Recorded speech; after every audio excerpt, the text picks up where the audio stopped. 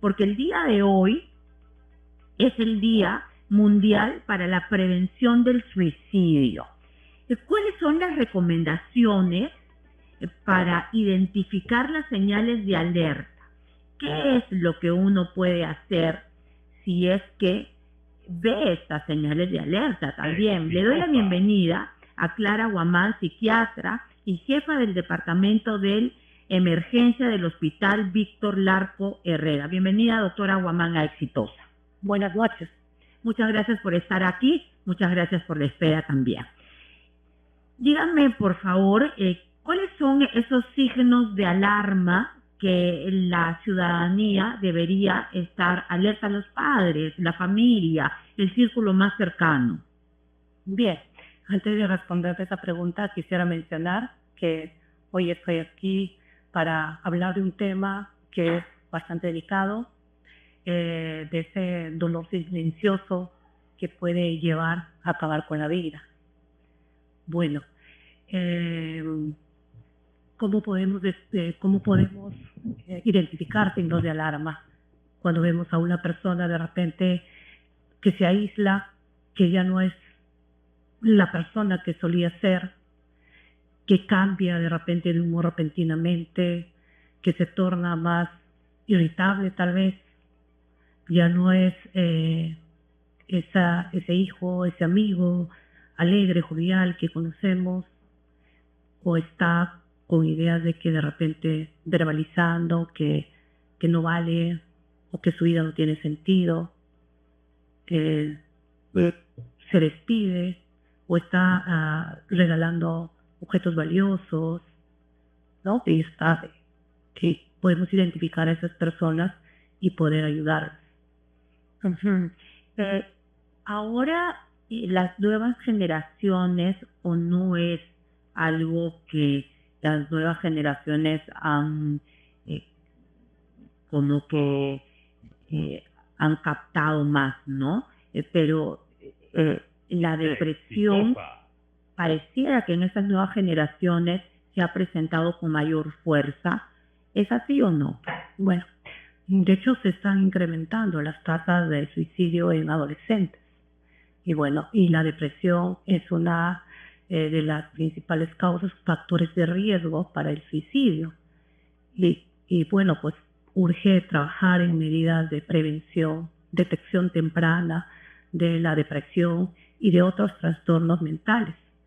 Y esto pues se hace no solamente desde la visión de la atención en servicios de salud, sino esa tarea pues se tiene que articular con toda la ciudadanía, con las otras instituciones, otros sectores, ¿no? Educación, de repente, que los jóvenes están pues más tiempo permanecen en los colegios, ¿no? Los profesores, los compañeros, estar atentos a esos signos de alarma, ¿no? Ese joven que ya no hace chiste, ya no hace broma, de repente un poco alejado, cambia de repente de su forma de ser. Entonces, que un joven pues no esté así alegre, alborotado y que se aísle, ya llama mucho la atención, ¿no? ¿Tiene que ver la pandemia? ¿Tuvo que ver la pandemia? ¿Qué tanto jaló? Mucho, bastante. Ha sido esa situación, nos ha cambiado muchísima gente, especialmente a los niños. A raíz de esto, ahora veo más la consulta, jóvenes que en ese tiempo entraron a la adolescencia o eran niños aún, que se han conectado, vinculado mucho a la virtualidad, y a veces en estos espacios no siempre se difunde pues información adecuada, ¿no? Y han encontrado de repente ahí como que un escape, una salida. Ya ahora los jóvenes no salen mucho a compartir o disfrutar en grupo, están más en las redes o están con el dispositivo. Bueno, pueden estar así en grupos sentados, de repente vamos a salir, pero cada uno está con su dispositivo, ¿no? Entonces estamos dejando de lado las habilidades sociales, el compartir, el socializar, que es de repente pues un factor protector para esto, ¿no? Las redes sociales pareciera que te acercan, pero algunas veces te convierten en mucho más solitarios. Así es, sí. Eh, Usted me dijo que uno de los motivos del suicidio es la depresión. Ujú.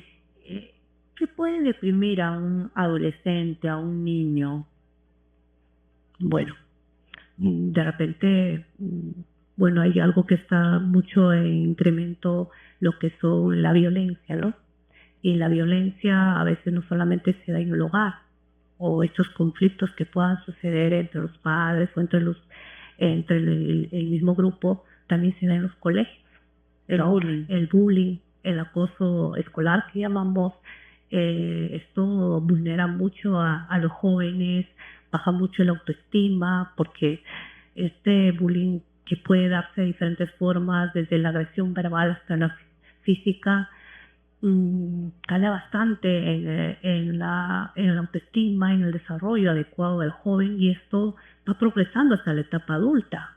Y se ve en la etapa adulta casos de repente de ansiedad o depresión o de otros trastornos mentales que tienen como un factor de riesgo haber padecido alguna forma de violencia y sobre todo esto de bullying, ¿no?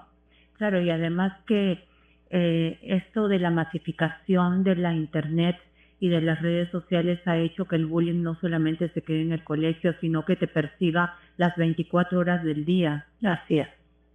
Terrible, porque abres el Instagram y ahí te encuentras que te están persiguiendo para hacerte pues sentir cada vez peor.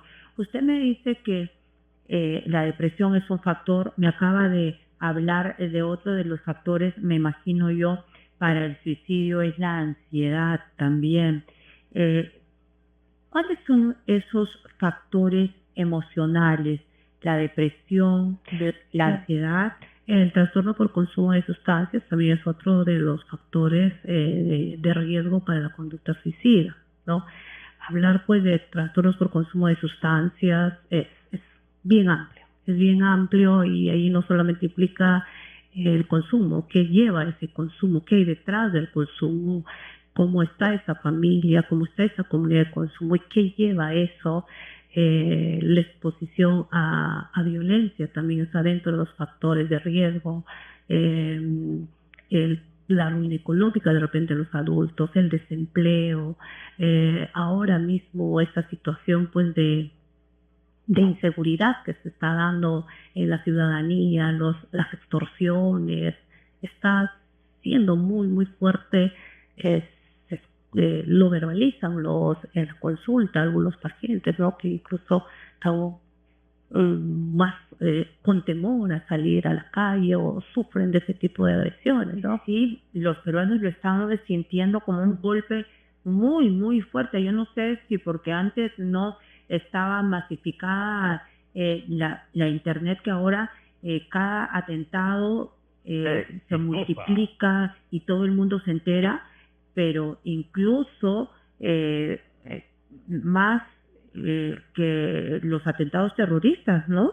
Así es, bueno, eso, terrorismo social es muy fuerte, difunden imágenes bastante sensibles, o sea, no hay un filtro adecuado para esto, y eso pues lleva a una zozobra, a una situación de mucha desesperación a veces, ¿no? Y que de repente esto pueda llegar a culminar y decir que el suicidio pues psicológicamente se define más como una huida al dolor que una tendencia al acabar con la vida, porque el instinto de supervivencia del ser humano pues es más intenso, siempre nos aferramos a la vida, estamos luchando día a día para seguir adelante, para lograr nuestros objetivos y a veces pues esta idea de repente, este pensamiento de que ya no voy más, ya no puedo con este dolor que es real, ¿no? Eso es. La persona la sufre, es real, pero no es eterno y hay ayuda para eso. Entonces, decirle a las personas que hay tratamientos, hay ayudas, que no están solos, que el dolor se puede apaciguar. Además de todo esto que usted nos ha contado de las personas que viven, de los chicos, de los niños, de los adolescentes, de los jóvenes o personas en general que viven en violencia, También los padres depresivos pueden de alguna manera contagiar esta violencia, esta depresión a sus hijos. Bueno, de hecho no hablamos de contagio en Por supuesto. problemas mentales, sino que es un factor de riesgo porque, bueno, ese padre que de repente está deprimido no está a todo momento, no está a tiempo para los hijos, de repente no cumple su rol, no porque no quiera, sino porque así es la enfermedad, ha perdido el interés por las actividades placenteras, de repente que antes le gustaba hacer, por las actividades cotidianas, se ausenta, deja incluso el trabajo, entonces no está en ese momento. Imagínense vivir en ese entorno para un niño pequeño o para un joven o adolescente que está en esa lucha de ser adulto y de querer ser independiente y entrar en este conflicto. Hoy me siento bien, mañana no me siento bien, en esa etapa, en esa búsqueda de la autonomía, de la autoestima, no encontrar de repente un refuerzo para ello, no buscar una imagen para ello, no una imagen, un adulto sano. Entonces, eso sí es muy importante porque el ser humano es un ser sociable que interactúa con su grupo primario, primero el entorno primario que es la familia, luego la comunidad. ¿La ansiedad se parece mucho a la depresión o son dos enfermedades mentales o condiciones mentales distintas? Son dos condiciones mentales distintas, pero pueden coexistir. Ya, decir ansiedad no es lo mismo que decir depresión, pero un trastorno ansioso puede generar depresión por lo que uno se siente, por esa angustia, esa inquietud, ese miedo intenso que tiene una determinada situación o ya sea una ansiedad generalizada, se puede presentar paralelamente con un trastorno, con síntomas depresivos, ¿no? Porque incluso existe de hecho el trastorno mixto de ansiedad y depresión. Y si una persona se está sintiendo así, con un dolor profundo, sin ganas de vivir, con ansiedad también, con todo lo que usted nos ha descrito, ¿pueden acercarse al Arco Herrera? Bueno, decirles que sí hay líneas de ayuda.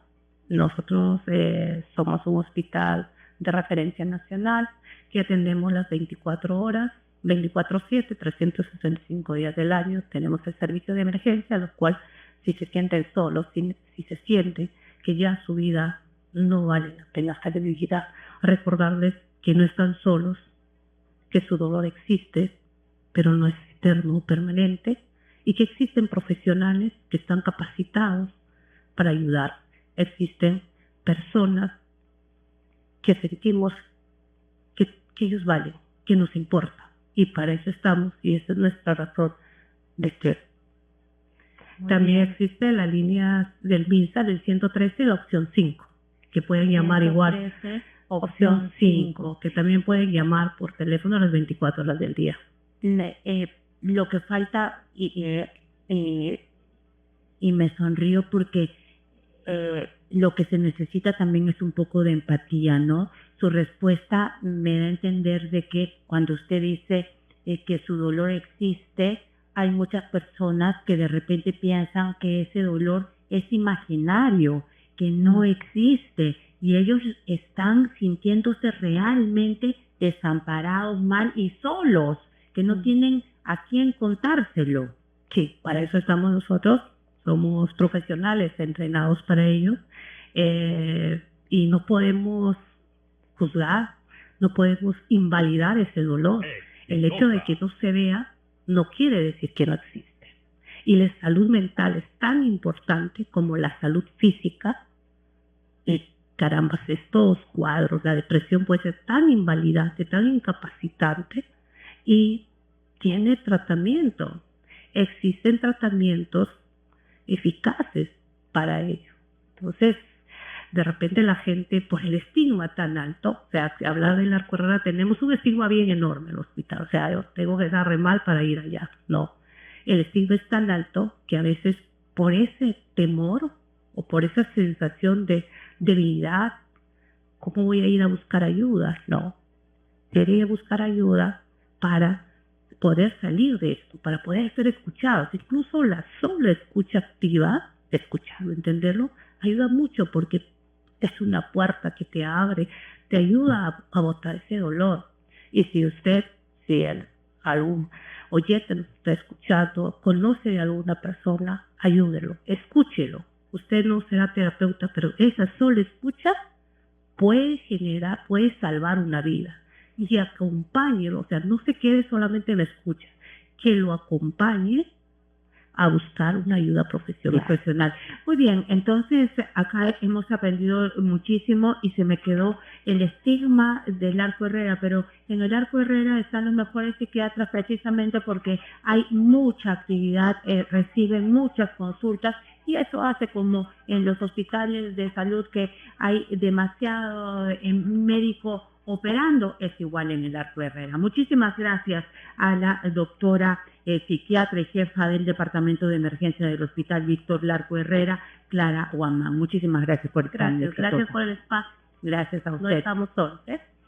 Muy bien, muchas gracias. Nos vamos rápidamente a